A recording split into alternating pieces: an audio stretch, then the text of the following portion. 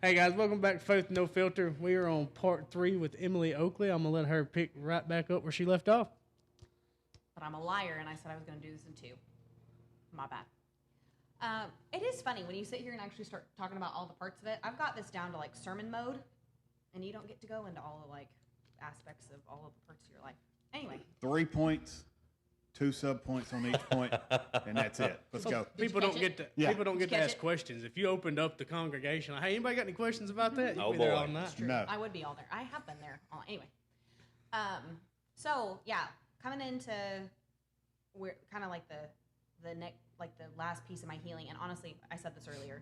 I'm so thankful that I'm going to have more of Jesus tomorrow than I have of him today. He's going to keep healing me. He's going to keep showing me things, and I'm so glad.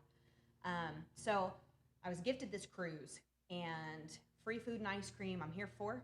And I was at the sad, lonely single table, but we were okay. We were. No, her husband was gone, and then there was this gay guy that was on the cruise with us, and he was sweet as can be. And I was telling him about... he was, but he just has but he knew he knows what I do. What's actually really cool, I created a group on Facebook with all my mission stuff. He actually joined it. He's following along with everything that I'm doing. But I didn't there was nothing about him that I was like, it's not that I don't want to talk to you. I just don't agree with your lifestyle. Like, I know that God has a better way. I had to keep him from falling off the edge of the boat because he was so drunk. I was like, here is water. Please drink that, and do not leave my side. Like, I went into mom mode. I was like, you are not allowed to leave me. You need to be right here where I can see you at all times. Hey, watch this, Emily. Cannonball! Cannon, bye. We're not going to find you. And it was dark. That is a different darkness, too. Oh, yeah. Uh-huh. Well, and I was on a Disney cruise ship. I know. I love Disney. I do. But I'll take a free Disney cruise. Listen, now Disney romance is crap. That's why every little girl has issues. Yeah. What do you mean I can marry, and find my soulmate in 3 days' time, and lose my voice, and have her stabbed with a giant ship? We're doing good. I love Little Mermaid. And don't get into Stockholm Syndrome. Beauty and the Beast? Lord, I'm going to fall in love with my captor, and it's cool. No. I'm trying to put myself in the mindset of booking a Disney cruise by myself and just getting hammered every day. Hey, tell you what I'm going to do. He was in a low place. I thought you meant me. I was like, No. I have I'm credentials. getting on that Disney cruise, and I'm getting hammered. Disney cruise by every yourself day. is fine, especially if you're an adult, you're a Disney fan. Hey, go do it. But to get on there and be like, my only goal this morning is to get blackout drunk. What's all these kids 9 o'clock, Mickey Mouse is on the sub deck. I'm headed that way. I'm out there. I thought this was a carnival. I felt, he broke my heart. He did. But he still follows everything I do. So, but I'm sitting on this cruise ship that was gifted to me, which was just wild. And God starts dealing with me about this friendship again. And he was like, I need you to let her go. And I was like, okay, cool. I can let go of the responsibility of her. I've gotten there. You know, we insert for the Lord what we think he's trying to tell us. And I was ignoring him. Like, he meant, no, you need to let her all the way go. So I get home, and I actually shared that with her, like, God is telling me to release this responsibility of you, and we had a really good conversation, and then things really just started shifting rapidly. And it was probably the loneliest 2 weeks of my life I've ever had. I was just not in a great spot, and but I knew that God was doing something. I knew that he was releasing me to go into my next steps. I just didn't know what that meant. I had no clue. And so I've let this friend go, and I really believe that God was telling me he was going to give me a model of 3. Now, I have gained so many more friendships than that. There are ones in this room, but just they're more than that. But I knew that in that moment, he was trying to teach me something, because when you've been codependent, your whole life is one person. And I felt like God was telling me, if you will let go of the one, lowercase o, and chase the one, capital O, I will give you the many. If you will quit chasing and just trust me, I'm going to give you more than you could have ever imagined possible. And so I get home, and I head to frigid New Jersey. It is sinful not to, well, New Jersey is not sinful. Well, I don't know. For multiple reasons. The boot. If the boot Fits. fit. They don't wear boots up. Well, I guess so. But I was crazy enough to walk to Raising Cane's from my hotel in the middle of winter. Solid choice. Yeah, I got made fun of so hard. The women's director was like, Emily, I asked you if you needed food. I said, I know. I thought I was fine. Like, my face is red as I come back from all the winds smacking me. I got made fun of pretty hard for that. So anyway. It's worth it for the sauce, though. Yes, It is sir. good. Raising Cane's and Starbucks. I was a happy girl. I said this morning, food, coffee, and a hug, and I'm good to go. But I had this, so I'm at this conference, and the Lord is dealing with me, and the first friendship he brought was one of the other communicators. She comes out of the elevator. I didn't think anything about it. God hits me with friendships out of nowhere. Like, and it's not just like a slow most of the time. Like, I might meet them casually, but when God tells me they are meant to be a big part of your life, he does it fast and he does it instantly. Yeah. And so I met Lindsay, and she has been probably one of my biggest champions for what I'm doing from day one. She is the reason I even looked into U.S. missions in the first place. She was like, Emily, why aren't you this? Like, this world needs your story. They need to hear that you don't have to be stuck in your feelings, that God can set you free, that he's after roots, not fruits. We got to quit chopping off fruit, and we need to get at roots, because that's where healing happens. And she was like, I believe in you, girl. And she invited me to come to her conference a month later. She was like, I don't care how we do it, but I need you here. And she has brought me in repeatedly. We talk all the time. She is one of my very dearest friends. And it was the first friendship I made where when you've had emotional entanglements, I really wasn't codependent anymore, but I was still dealing with emotional entanglement. And when you've let that go, like, those little tendrils don't know where to land. And God, in his kindness, I have amazing friends, but everyone is busy. And to be honest, I'm kind of glad. I mean, I talk to them all the time, but it really shifted my focus from the one to the one. And he and I went into this training ground of like, I've got a big assignment for you, and you can't be sitting here messing around. Like, I'm going to give you people that are going to keep you on mission, and they are not going to let you look at them. They're going to make you look at me, and that's who you need. And I said, That's good. okay. And he did. And so Lindsay and I have been super close ever since. Like, I felt like she's been my friend forever. We've been friends a year. Another friend that God gave me, her name is Nicole. She's a powerhouse. She's 28. She's very, very gifted. She's just that quiet strength. She's much more introverted, but don't count that girl out. I know, I'm very quiet and calm and collected. But she is just, she has so much depth to her. She is wise. We don't get to talk all the time, but when we do, like, it's meaningful. I got to take her to Disney in August, and that was super fun. Like, we just chilled. Like, and I watched her have so much fun, and that was a gift for me. But there was none of this competitiveness. Like, each of these friends that I've started was like, oh, this is normal, adult, healthy friendship. Like, and we're not each other's only friends. Oh, this is wonderful. Because I think in culture, too, we've done a really bad job of, like, promoting this, you have to have just one best friend. Number one, it's super exclusive, and number two, it puts way too much pressure on one person to be able to fill every void that you have. An exclusive relationship is obviously marriage, you and your spouse. And I'm not saying if you have a best friend, like, you're terrible. I have people that I'm closer to than others, but God really dealt with me about, like, you have spent so much time just fixating on one person that you're missing out on the community that I'm trying to bless you with that can help you in different ways. And I was like, oh, well, okay, cool. So then the Lord has the audacity to bring me to this teeny tiny town in the middle of nowhere, Mississippi, called Emory. Just kidding. Amory. And Or armory. yeah. Or armory. Which- Yeah, that's a big one. Pastor Justin had, Kim was at women's conference, and she came home and told Justin that he needed to get my hind end here. I think is how that went. Probably. That sounds. Kim was like, we need this girl. Yeah. We need her here. And so I remember it was June 25th, 2024. It was my birthday. Justin Myers called me and said, I would like to book you for Mother's Day. And I said, cool. The end. I don't go to churches and instantly fall in love. I got to Birmingham, and the Wilbanks pulled up, and they're not beat up by hail car. Praise Jesus, hallelujah. And I get in the car, and we had the most authentic conversation. We were just real. I think probably within the first 15 minutes after Mexican food, I was telling them, yeah, I struggled with liking girls, and I think they both were like, what did we bring in? If I know Nathan like I think I do, but yeah, I've always liked him too. No, What's the sermon going to be this weekend? Yeah. No. Well, they were both super curious, and it just opened this really cool conversation where we got to share a little bit of our stories with each other. And I was like, man, I love these people. Okay, well, I don't need Justin. Just kidding. Justin Myers, I love you, and I'm so thankful for. I didn't know Pastor. I mean, Justin 'cause They're Myers going at to that catch point. it for that one. Yeah, I mean, that's I not a was just kidding. short drive, but it's not a long drive either. There's a lot of time to talk right there. It was great. Yeah. And poor Brittany, she admitted, she was like, I didn't know how this was going to go. I said, well, girl, you never do, but the Lord knows, so That's it's all right. good.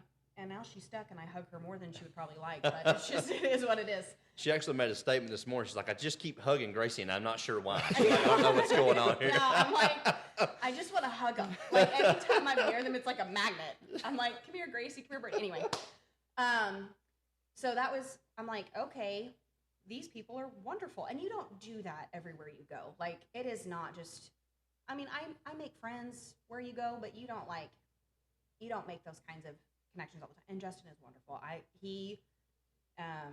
That laptop I preached from this morning, this church bought. Amory bought me that laptop. And I'm like, every time. So Brittany and Nathan dropped me off the sketchiest motel I've ever stayed at in my life. And, and It could have been worse. Oh yeah. Did I tell you about the Mexican man pounding on the door at midnight? I think so. Yeah. So it just got worse. Still could have been worse. Still could have been worse. And the dirty socks by my air conditioner unit? Yes. Still could have been Still worse. could have been worse. Well, okay, so anyway, In this town. In this town. that probably sounds mean. Poor Justin. He was like, I'm so sorry. I'm like, anyway. But like Justin and Kim, love them. Well, so the next day, Justin said, okay, me and one of my board members will come pick you up for lunch, and we'll take you to Mexican. Like always. Which is fine. I love Mexican. We had just had Mexican the night before. I'm like, it's fine. I like Mexican food. We're going to live. And that's, we went to El Toro. So here pulls up Justin Myers with Adam Minga. And I get in the back, and I look like I just rolled straight out of bed. I did not even put any effort in. I was like, I got to get ready for this Daughter of the King thing I'm doing tonight.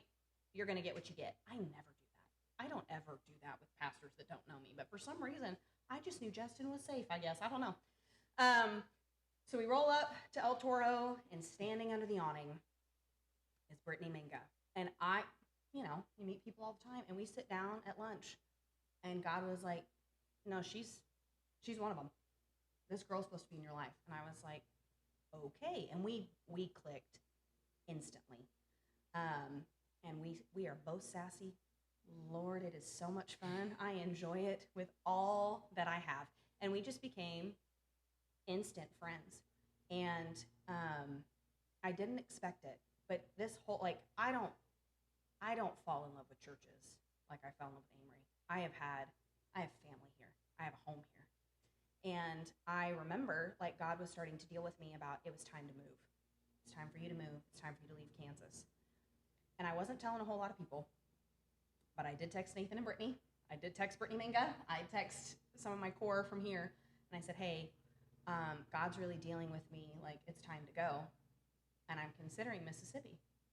And Brittany Wilbanks had the audacity to say, well, Nathan and I have been talking about this, and we actually think you're supposed to be here. Maybe not necessarily Amory, but you're supposed to be close to us. And I said, okay.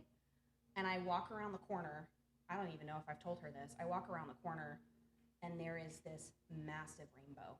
And Jesus was like, it had just thunderstormed. And he was like, Emily, I need you to just walk in your promise. I'm trying to give you a new family. I love you, Mom and Dad. You're great. Yeah. I'm not trying to replace you, but I'm an extension.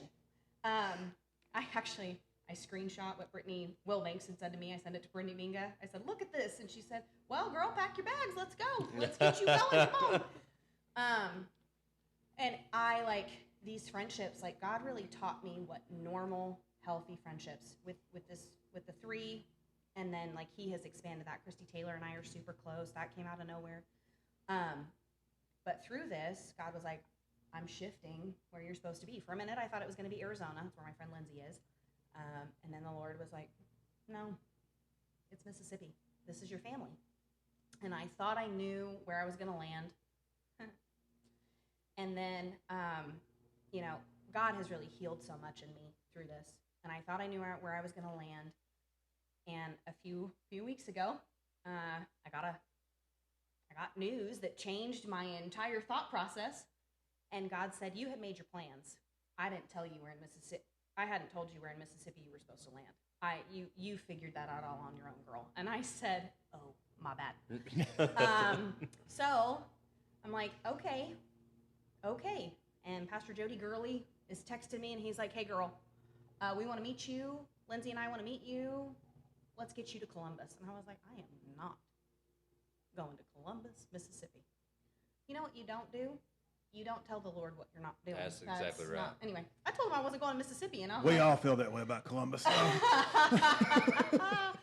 Well, so what was cool is, like, he's been instrumental and huge in all of this, but even in the last month and a half, but God has just orchestrated. I don't have just one person here. And for my whole life, that has been my problem. I don't have the one. I have the many. I mean, my prayer cards for U.S. missions are Mississippi made. Obviously, Carrie and Brittany are best friends, and Brittany just, "Hey, Carrie, you want to take pictures?" And she's Carrie, and she's wonderful, and she said yes. And she took pictures for me. They became my prayer cards. Adam got it all printed. God just opened so many doors for me to be here. And so I just got commissioned with U.S. Missions. I'm a career missionary, which means I'm in this for the long haul. And I just went and had missions training in Springfield. It was actually funny. My commissioning service, one of my friends is praying over me. And she said, "God, we pray for the city and we pray for the housing where Emily is supposed to be." And I was like, I know where I'm going. I'm going to Flowood. Joke's on me.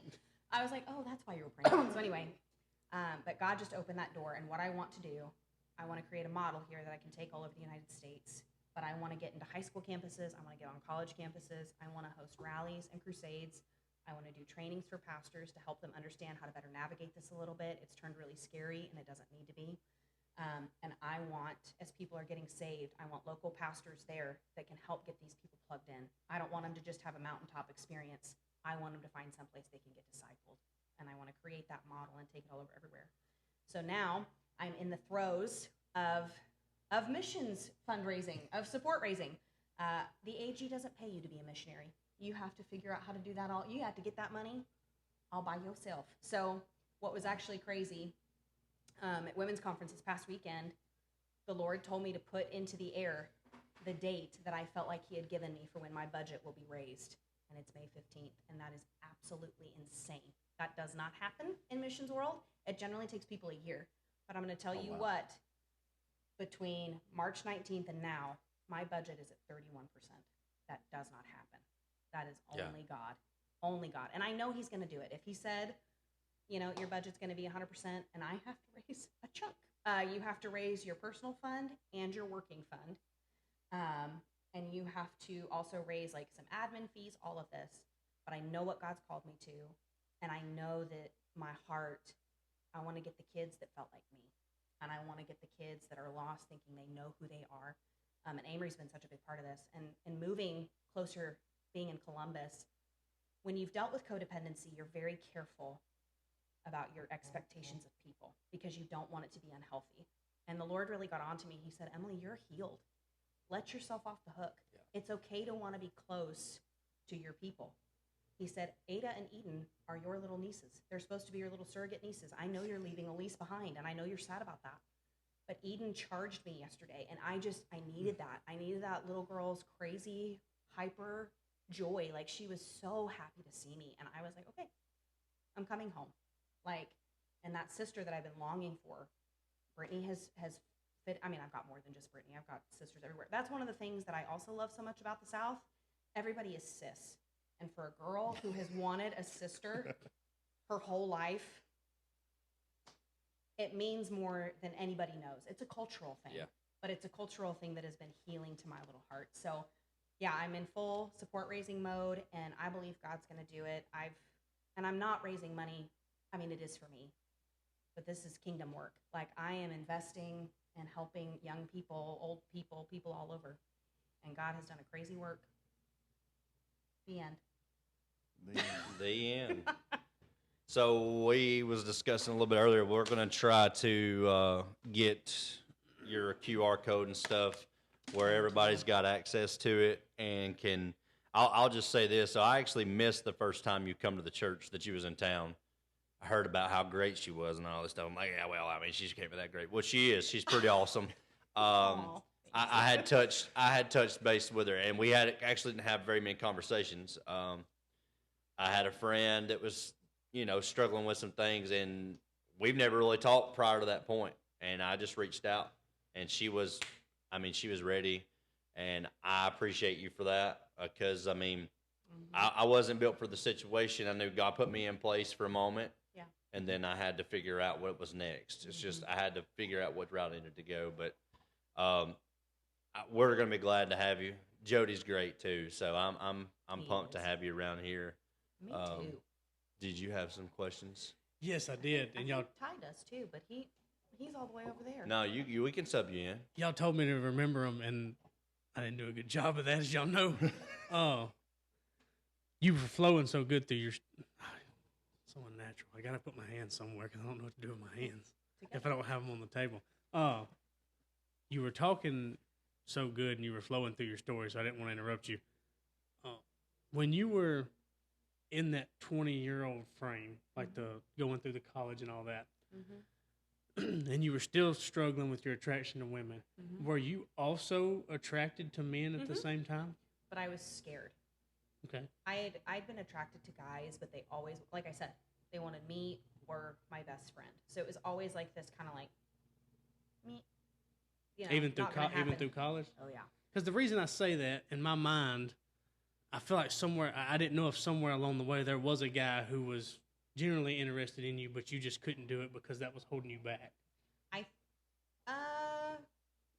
Not yet. I had to really work through, I'm going to be honest with you. A year ago, I would not have been ready to meet somebody. I was still really carrying a lot of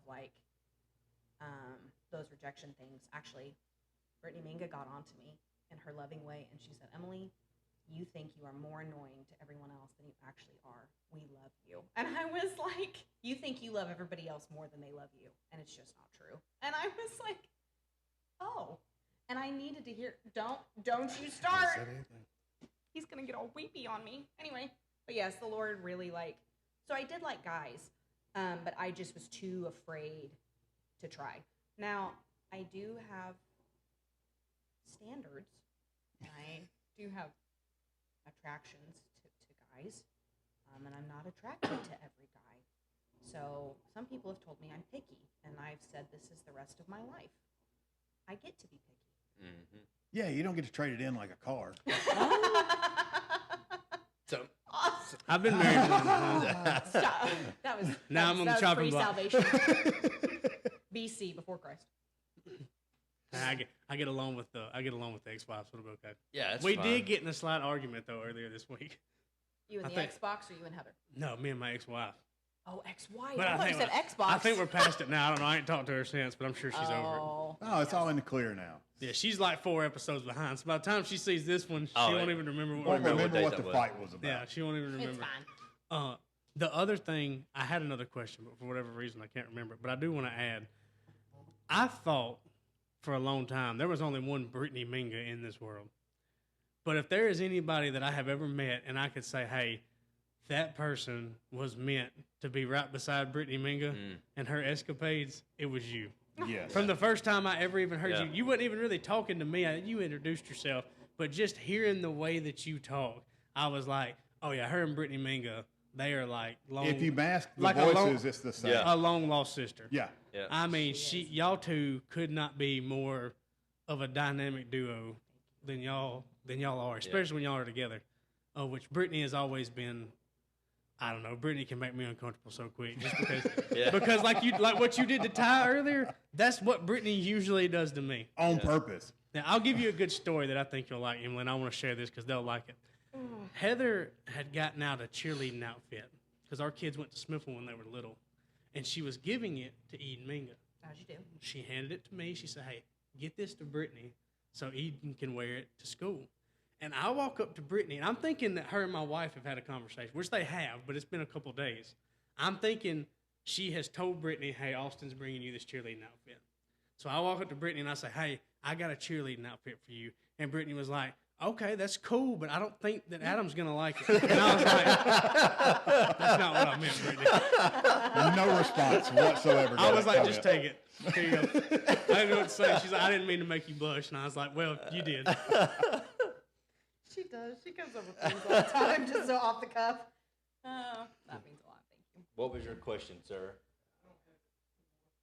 Oh, okay. So something I kind of want to go off of. So we kind of go toward the end of the episode. We're always kind of like, what would you do for somebody that fought your situation that you was in? Mm-hmm. Piece of advice, if what you can never give, whether it be male or female, that's fighting with this urge. Obviously, God's the answer first and foremost. Yes. Navigate, because we can go that way, and obviously us as Christians, that's what we say. Hey, go to God, leave it at His feet. But what's the Practical. process? What would be your way to break that down? Yeah. Well, first thing, don't do it by yourself. Isolation is the enemy's number one playground, and we cannot do that. I always, when I'm walking with people through this, I say, ask God to show you the root of where this fruit is coming from, because we deal so much, even in church world, with fruits. You don't have an alcoholic quit being an alcoholic by saying, give me your alcohol. That's not the root of the issue. Drugs, pornography, sexual addiction, and whatever it is. God, what is the root that is causing this issue in my life? Mine, and for a lot of people, it is codependency. A lot of females, statistically, that struggle with LGBTQ, they've either been abused or they have everybody has trauma in some way, shape, or form. But what are those roots that is producing that fruit? Because I think too many times we come to the altar and we want God to take the fruit, and what He wants to take is the entire root.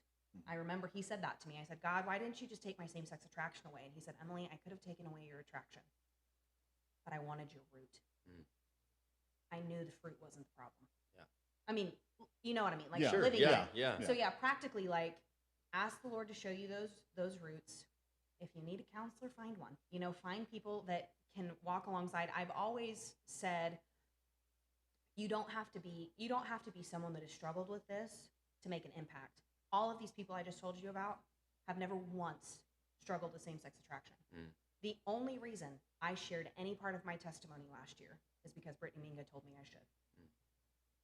We were just sitting back in the back of Daughter of the King, and I started telling her some of the things I've gone through, and she was like, you need to tell them tomorrow. And I said, oh, her and Pastor Justin. That wasn't anything I was going to say last year. So be open, and you don't have to have walked through it. Now, let people help you kind of navigate, like things not to say, like, well, just pray that away. Oh, Lord Jesus. Yeah. Yes, we can, please pray. Yeah. But, like, it's not like a switch. And I didn't ever wake up going, man, I'd really love to be attracted to my female friends. That sounds really great. I'd really love that. That would make me feel all warm and fuzzy inside. Yeah. I hated it because there were things I just couldn't control. And I had to learn that, like, okay, Lord, I want to take this thought captive. The other thing I'm going to encourage, even when you don't want to, even when it feels messy and gross, invite Jesus to be a part of that. I remember the first time I really allowed the Lord when I was struggling with an attraction. I felt Him say, let me be in it with you. Let me sit here with you. Wow, that's good. And I was like, but God, you don't want to be here. Like, I'm gross. And He was like, no, let me help you. Let me be here in this moment. And I started taking my thoughts captive. I did what 2 Corinthians 10:5. Take every thought captive and make it obedient to Christ. We spend too much time being slaves to our minds. We have got to do the opposite. Yeah. We have got to quit running around thinking we are victims. You are a victor. Jesus did not die for you to be miserable. Yeah. And we choose that to some extent. I mean, not that we don't walk through seasons that aren't hard, 100%, but I was carrying my own misery. So be humble enough to let God show you the root of it. Don't do it alone. And find the people that are not going to sugarcoat things. Let me tell you how much Brittany Minga sugarcoats with me. 0. That girl don't sugarcoat nothing. She is so kind, and she is one of the most loving humans I've ever had in my life. Yeah. But she's not going to just pull punches with me. She's going to tell me, hey, Em, you're doing this. And I love her for it. Like you said, find the people that are going to be iron sharpening iron. Like, Yeah, I mean, yes, I like affirmation. So if you tell me like I'm a terrible person, that's probably not gonna make me feel better. Right. But the people that are like, hey, I want to help you. Yeah. I want to help you. I got one more thing because I know you probably got a lot to as well. Me and Austin have had this conversation before, and I really don't care if I ruffle feathers in these moments because it was what we do. Us as the church have failed that community. Not just our church in a Big C church. just in a whole. Mm-hmm. The reason why, and I'm just kind of generally talking here, is because it's open and you can see it. Yes. I don't, and this is just a conversation me and Austin's had it. Why are we so quick to immediately judge and these are the people that end up getting pushed away so quick from the church because you can see what's going on. When behind the closed doors, we've all got some issues that we got to work on. So I just know that from me standpoint, I've never really cared who you are, what you are, whatever. If that church door is open, I want you there. These are just the conversations that I know me and him's had. Mm-hmm. You got something to say? Go ahead. I just want to add to it because I feel like she's so much more. I feel like you've looked into this a lot more than me and Devin have. Yes. Because it's your field, right? It is my field. Yeah. This is something I've always asked me and him. I've had this conversation with you too. I always think about it, and I'm like, it's such a hard question for me to answer because when you really get to the core of this stuff, sin is sin. 1000%. And I don't know where God's grace, we're told it doesn't end. Mm-hmm. So I talk about something like gluttony. We never get on anybody's head about gluttony, but we stay on their head about homosexuality, and that bothers me. Because Me too. God, we might see the sin different on earth, Mm-hmm. but to him, It's this. Equal. you're doing the same thing. 1000%. We did. We had a. And I don't know how to navigate that. We've had that, I don't know, it's 35, 45-minute conversation. And just because I've had different instances where people want to talk to me about things. And all I can tell you, and this is for anybody listening, I'm going to love you because I know that's what I'm supposed to do. Mm-hmm. For instance, when me and the person that I was talking to with this situation, she finally come up and asked, she's like, I'm a lesbian, right? Okay. Mm-hmm. That never was something that me and her was going to have a conversation about Mm-hmm. because I didn't care in that moment. I'm going to love you just the way you are. Yeah. And it's just, that's the conversation we have. The grace and mercy, like I overeat on a regular, I feel like, and I have fallen short at that moment. And this was one of the biggest moments while we all come together and knew we wanted to have you on is because where is it at? Mm-hmm. Did we all just quit at that moment? As soon as you come out and tell us, I'm this way. Well, I can't tell you. You can't come to this church. But somebody the night before just got in an argument with their wife, or the night before somebody was talking about somebody. Well, guess what? You fell into the same category. Mm-hmm.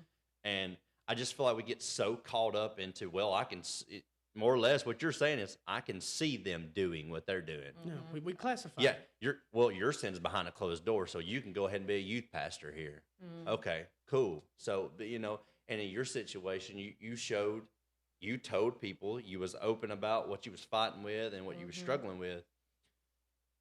I know that there's people that's called to this field that immediately, and I hate to say this, if they come out in that way, you had good people in your life, and I can tell that. Because in those moments, a lot of those people that was in that same room would have been completely rejected. Mm-hmm. I feel that way. Mm-hmm. And you're fighting with that? Okay, cool. Well, you're not ready for this yet. Well, God told me otherwise. Mm-hmm. You probably have more people get rejected than you do make it like she did. If I had to just guess. 100%. Oh, yeah. That's what I'm saying. Us as a church have failed. And I'm saying this publicly because we've got to do better. Because people are scared. I'm about to get fired up. People are scared. I'm about to get fired up. But Yeah. we as a whole have to do better. But because we all have something where we fall short in, and that's where I'm not praising you in this, but I'm more or less giving the thanks to the people that you had in your corner. Me too. Because it's so easy to stop and say, well, there's no way she can do this. She can't do this because of what she's fighting with. Okay, well, did you eat a buffet yesterday and you go got that third plate? Okay. Well, we got to be ready to battle sin. absolutely. And on certain sins, the church don't want to battle it. Yeah. because Yeah. of the headache it's going to take, or what they Well- perceive. Let me say what they perceive as a headache. The church will certain sins we'll tackle all day, but if it's Sure. the complicated ones, we don't want to get into those. Well, and that's what I feel God has called me to do, is help make something that people take so complicated and uncomplicated. That's right. Yeah. Yeah. I ask people all the time, how would you deal with someone that's struggling with alcoholism? How would you deal with someone that's struggling with pornography? How would you deal with someone that's shacking up? Like, Yeah. how would we deal with any of these conversations that we feel comfortable with? And I think, too, God's grace extends so far. And as far as like I said earlier, there is an active difference between walking a lifestyle of sin and having moments where we slip up, where we're all human, or having temptation. My temptation, now, if I let my mind wander and go and play in fantasy world like it did a lot, that is sin. I have allowed my mind to enter into Sure. a territory. Yeah. We can't control the thoughts that come in, but we can control what we do with them. So what's really prevalent right now, church world has gone one of two ways. We've gone hyper judgment to hyper grace. Mm-hmm. We need to find the middle Absolutely. where truth and grace Absolutely. exist. Yeah. Because that's God. Jesus, my favorite story to use when I'm talking about LGBTQ, is Levi the tax collector. When he had an encounter with God, this is a Jewish man who was taking taxes. He worked for Rome, so all of the disciples would have viewed him as a traitor. Mm-hmm. He is taking taxes from his own people, and in a moment, he has this encounter with God. Matthew, follow me. His name changes. He no longer Yeah. goes by Levi. He goes by Matthew. And when we accept Christ, we have that moment where our identity shifts. We are no longer who we were or who he says we are. And if we can help people understand, you are not your feelings. There is no such thing as a gay Christian. There is no such thing as an anxious Christian. There is no such thing as an alcoholic Christian. There are people that have temptations. There are people that struggle with anxiety. And I'm not saying people don't struggle with those things. Sure. But we have done ourselves a disservice in the church world, too, by claiming what God never asked us to take on for ourselves. Like, I'm very careful with, I don't say I was codependent. I don't say I was gay. I struggled with those things, but Sure. I don't want to take an identity that's not Christ's. Sure. So the church, we are scared to death.